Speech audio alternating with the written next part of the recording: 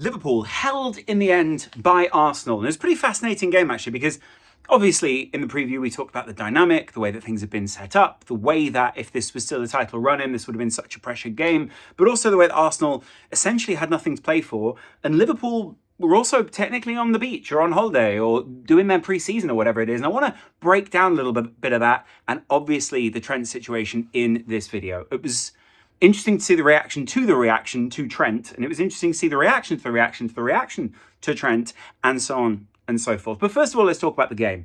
First of all, I think Liverpool are already changing, and I've kind of been texting about this with a couple of friends, but a good friend of mine, we were talking about it during the game. We were talking about the fullbacks just feeling a bit more enabled and mobile to go forward. The centre midfielders kind of pushing down the field as the centre-backs push up. Liverpool just overall kind of moving the middle of their play up and then everything else just sort of following that. So like the middle column of like the centre-backs, the centre-mids and the forwards just being a bit more advanced than in other games. And how that really just gives us control of almost the entirety of the pitch. We spread out those fullbacks, we go really, really wide, and then we have these great crossing moments. And that is obviously what led to Cody Gakpo being wide open, apart from the fact that Arsenal looked like they're completely switched off with a couple of points in this game. And it was a good early opening goal for Gakpo. I like that his goals feel formulaic. I like that they feel repeatable. I like that they feel like the kind of thing where he's like, yep, I'll do that, done it, goal. And I think Liverpool are changing the way that they're playing. They've already fundamentally moved on from the way that we started playing this season. And it kind of feels a bit closer to what I guess I expected from Slot. Partially also it's slightly less conservative. It's a bit more attacking in a way, or maybe a little bit more front-footed in the control that we have. We didn't have it for the whole game, but in that first half, I thought we were the better team. I thought that we looked very in control. Arsenal really looked like they're given up a little bit, to be honest. And I think it looked like they remembered in the second half, hey, if we actually win this game against Liverpool, if we actually perform, then there is something to be had from it because they could have qualified for Europe today. I didn't think Arsenal were bad, but I also think there are a lot of caveats to what Arsenal are doing right now. The PSG performance, the Champions League thing, obviously they just lost out there. And I say they just lost out, they lost out by more than we did, but they still just lost out in the sense that I think Arsenal could have performed better overall in that PSG tie. And at the same time, they also had to do, the Guard of Honor thing and, everything else that goes with the Guard of Honor and everything else that goes with feeling that you're playing a title rival and a title, someone who's taken the title from you in a way. That was all a very interesting dynamic. And then there is an even more interesting dynamic within Anfield. Right now, we know that there are some players within this side that are going to leave. And we know that there are some players who will end up staying or will end up still transitioning next year. We're not going to get rid of all the players or move all the players on that we think kind of, on the way out, or there is a managed transition into the Arne Slot era now. And arguably, I think even we said this on this channel, it feels like this is the critical summer. Last season, there was a keep your powder dry, understand where the club's at, understand where the players are at, understand where the contracts are at, understand where Arne Slot is at, give us this solid squad that we built, and use it to get as far as we could. Did anyone expect a Premier League title? No. But here we are, having won another Premier League title. See you at the parade. Liverpool now already look like they're enthused and ready to go again. I'm not saying that all these players like full of life or whatever. They're far from it, actually. I actually think a lot of them do look quite tired. I think a lot of them obviously do look season more naturally. They put a lot into this season. And a lot of them also know that they're going to be leaving in a short space of time. Obviously, the Chelsea game I thought was a bit misleading. That was a game where they've been partying for most of the week, a couple of days off, weren't really prepared, 6 rotations. And at the same time, I think it's similar for Arsenal, right? Like Arsenal now know their season is over. They know there are a couple of players who are going to leave. They know there are a couple who are going to come in. They know they'll probably have some people back. Think of how many people are out for Arsenal today. You think of how many people aren't just, keeping Arsenal at their very peak right now. They didn't look at full strength. And so, I don't think we can really judge as to whether we're a better team or not. But this season, when we played them twice, I've got to admit, I think the 2-2 twice suited us. So make of that what you will. I think it means that at the top of the Premier League, Slot is more than able to compete. And actually, if he keeps the players fully focused, I think we have the edge on a lot of those opposition players. I think we have the edge on a lot of those opposition managers. That's great for us. I don't think that'll always last, but I think right now it is there. I also think Salah looks still extremely sharp. I think he is loving this kind of inside position that he has when Bradley plays. I think still I like Diaz, but I don't particularly love him as I mean he is a striker, but he's not a striker, if that makes sense. I know he's a very attacking player, but I think he's very much a makeshift player in that position at the moment. And then I actually really love Cody Gakpo on the left. I think he's so consistent. I think he's always an option. I think he's someone that a lot of people fear. And I think having that feared option is great for us because it means we can rotate. We can rotate between Luis Diaz and Gakpo next season when we have a more recognised striker option. And I also think that fundamentally we will have changed in the way that our fullbacks operate on both sides as we are already. So you will see progress there and you'll see progress in the midfield as well. Those are where I prioritise, but there'll be a separate transfer thing going on. Now on to the Trent thing. Before we do any of this, if you don't get the Liverpool booing thing, then it's not like, you're an idiot. Like, it's nuanced. And so I understand maybe why you don't get the booing thing if you're not a Liverpool fan, or if you are a Liverpool fan and you haven't been to Liverpool, if you are a Liverpool fan and you haven't interacted with the club for long, if you are a Liverpool fan and you feel different, that's absolutely fine. I get why the fans inside Anfield are booing. Liverpool fans have always made their feelings known, and very much the relationship is, hey, you play for us. That existed before Bill Shankly, but it was very much one of the ethics of Bill Shankly. It is very much what we still feel, whether we represent that or not in a capitalist society, is the other thing. What we feel as fans is you play for us, you value playing for us, and remember, it's the name on the front, not the name on the back, that makes the shirt, etc., etc. And I shouldn't even say etc., etc. That's as far as that message goes, full stop. We obviously have valued Trent's contribution to this club, but Trent very drastically misread the situation. And it seems as if it wasn't just Trent in the camp. It seems as if it was a lot of people around him as well who've kind of misread that situation. And I don't think that's unfair to say to Trent, right? I get that there were a lot of moving parts in this. Liverpool's contract offers, Trent's own ambition, Real Madrid saying, if you want to play for us, here's what you need to do. Here are the hoops that you need to jump through. All of those things are incredibly nuanced situations. And that doesn't mean that because you understand the dots on the line that he signed on or will sign on for Real Madrid, that makes it any less painful or important that Liverpool Football Club, as a set of fans, not even as the club, do what we think is right in that moment. Bear in mind, I think that's why I'm saying it's nuanced, right? We will boo you if we want to. If you don't represent us, if we feel betrayed, let down, undermined, whatever it is, we should be able to let our feelings be known. We should be able to hold powerful, prominent people to account. Should we pile on them? No. Do we? Sometimes. I think some people do. But was that a pile on today? No. Liverpool fans, and there are many, many stories about this. There's the Tommy Smith testimonial always stands out to me. Obviously, I wasn't there. But Tommy Smith, an incredible Liverpool stalwart, right? It's slightly different, but I want to just talk about this. It was basically, Tommy Smith was having his testimonial, and Liverpool fans went around all the players at the testimonial. The cop starts singing, Tommy Smith, show us your arse. Tommy Smith, show us your arse. He pulls his trousers, pulls his shorts down and shows the cop his arse. And it's sort of like, you do what we say. It's not humiliating. It's, we are one with you. You get us and we get you. Tommy Smith, you're hilarious. We have a good time laughing. We think we get on, right? There's that connection between the fans and the players. Then they begin to go around the stands and say, Annie Road, all stand up. Annie Road, all stand up. The Anfield Road end, stand up. Then they go to one of the two pitch side stands. And then finally they get to the stand where the directors sit. Now, that's not the entire stand, but is that, right? This isn't my story, by the way. This is a story I was obviously told by an older gentleman who was a historian for the club. They sing it, and there is kind of like a moment in the stadium where the fans are basically saying, this is ours. In here, you do what you rep us, and if we're not here, you're not here. And there was kind of a moment where it's like, what are the directors going to do here, boys? What are they Are they going to get up if we say get up? And they do. The old men rise to their feet and kind of pay tribute to the Kop. And I think during the title celebrations, obviously you weren't there, or maybe you were, maybe you're a Liverpool fan, you watched it. But if you're not a Liverpool fan, you don't get the booing, then you don't also see that the week before this, when Trent hadn't said he was leaving for Madrid, we'd sang Trent Alexander-Arnold, the Scouser in our team.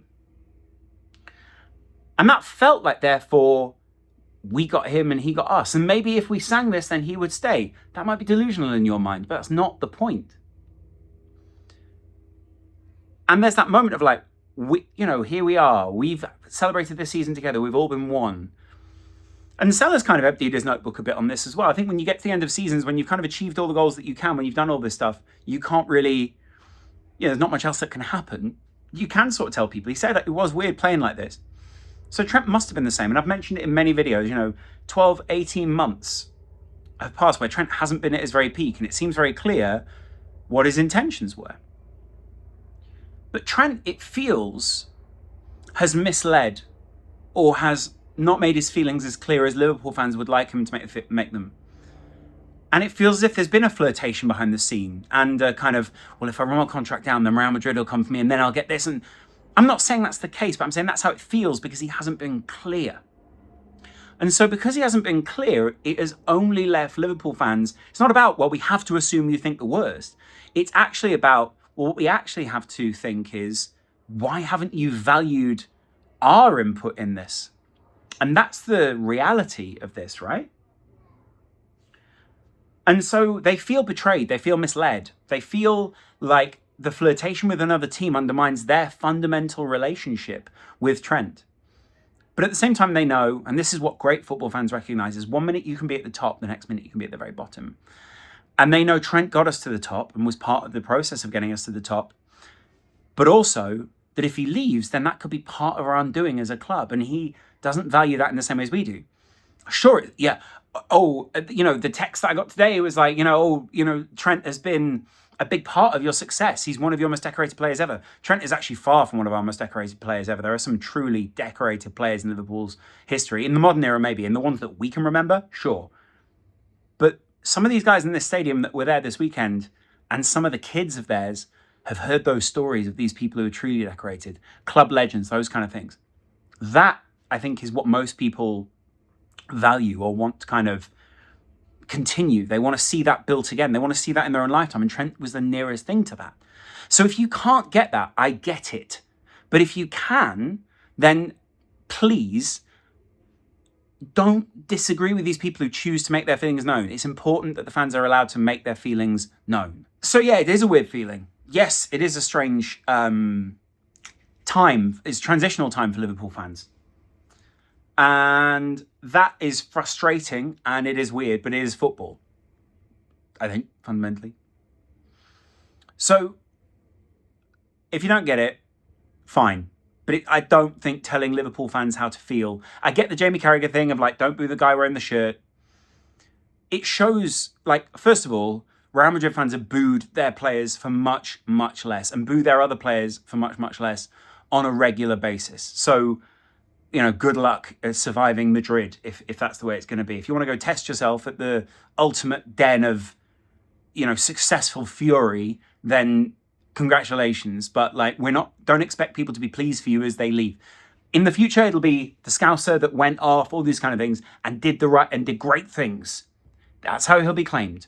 But right now, it doesn't feel great, guys. And I get that. Would I boo him? No. But do I get why some people are booing? Do I get those people who are closer to the club week in, week out, who spend all their wages on this, who follow the team all over Europe, who felt like they were singing to support him and keep him and all these kind of things? Yes. If I plunged everything I had into this club on a weekly basis, I would feel like that as well. As Trent has for a very long time. But also there are clips circulating on social media around his brother apparently celebrating at Wembley when Newcastle score. That's never going to play well. Of course, that's going to make fans turn on you. If you look fundamentally disconnected from the same goals as we have, And I know, like, someone said to me the other day, why have you made videos on Trent Alexander-Arnold? Because if you criticize him, then he won't want to work with you. Well, first of all, like, if someone can't work with you because you try to evaluate how they feel, then, how tragic of a society do we have that we can't comment on each other's behavior without some level of respect? I don't think I've said anything disrespectful in this video. But secondly, why do we fear speaking about our own? We all have investment, and I'm sure Trent has a massive amount of investment. I'm sure this is very painful. I'm sure this is very confusing and to an extent traumatic for him in this period.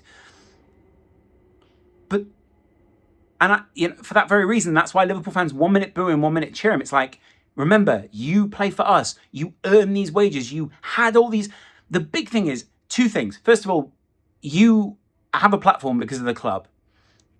Secondly, you left whilst what we felt was misleading us. Thirdly, during the times where you were tested by Madrid, during the times where you didn't perform or made fundamental mistakes, as you did with the offside today, which looks lazy, even if it's not, which just looks bad, which isn't the first time this has happened, all these kind of things, then of course people are going to be angry with you.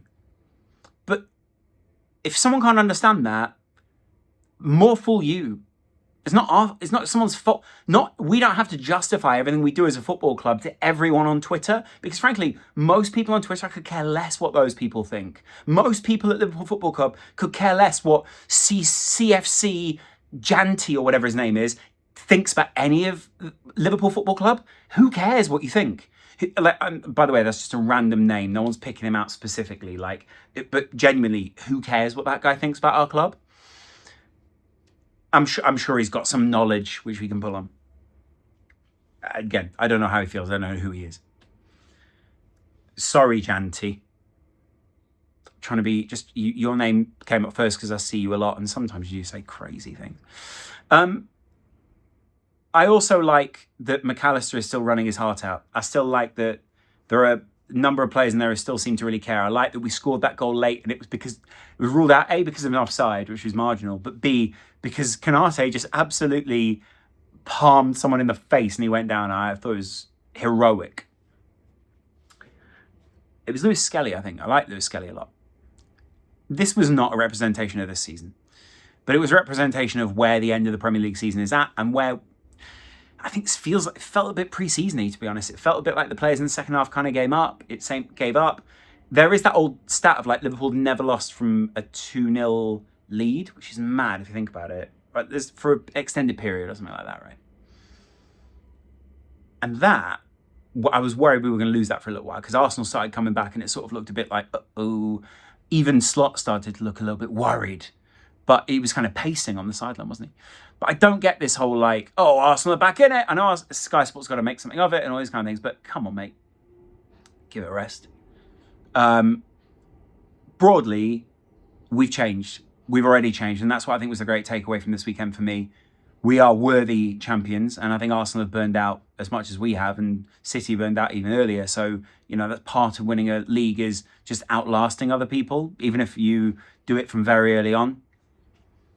I'm enjoying these games right now. I don't know how you guys are feeling, but I'm enjoying them. I want to see more Harvey Elliott.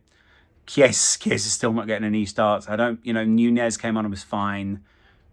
We are going to miss that Trent ball, I think, broadly. Like that, that dangerous corridor of uncertainty, kind of, there's an outlet there always sort of thing. Sure, he has the license to do that. I wonder if we license someone else to do that, what they could do, what they could pick out, or if we sort of license someone a bit more freedom because we don't have Trent kicking those balls from back there. I wonder if that's kind of a fundamental for us. I do like that idea. I do think that's something Slot's working towards. And you can kind of see, by the way, we scored both our goals without Trent in the side. And they were good goals.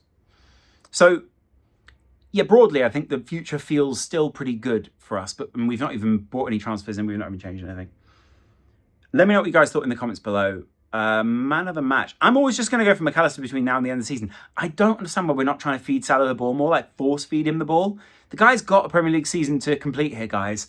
Force feed him the ball. Get him a penalty. Get him an assist. Get him a goal, whatever, I want to get him to that all-timer status.